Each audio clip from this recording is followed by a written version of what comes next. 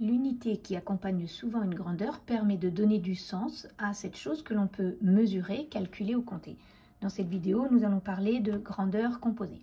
Donc il y a des grandeurs composées qui sont des produits. Par exemple, une aire qui peut être exprimée en centimètres carrés, c'est-à-dire des centimètres multipliés par des centimètres, ou bien une surface, une superficie d'un département qui peut être exprimée en kilomètres carrés. Deuxième grandeur composée, un volume que l'on peut exprimer en mètres cubes. Pourquoi c'est une grandeur composée produit? Parce que ce sont des mètres multipliés par des mètres multipliés par des mètres.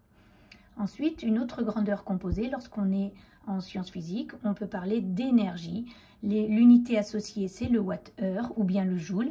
Et puis une éolienne qui aurait une puissance de 1 MWh que l'on ferait tourner pendant 2000 heures nous donnerait une énergie de 2 GWh.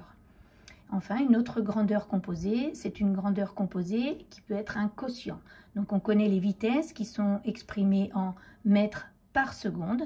Donc ce sont des mètres divisés par des secondes, ou bien en kilomètres par heure, ce sont des kilomètres par heure. Donc la vitesse de la lumière, elle est de 300 000 km par seconde environ. Et la vitesse du son, alors elle est moins rapide dans l'air que dans l'eau, elle est exprimée en mètres par seconde. Enfin, une autre grandeur quotient, c'est la masse volumique, par exemple, la masse volumique d'une boule de pétanque ou d'une balle de tennis ou d'une balle de tennis de table.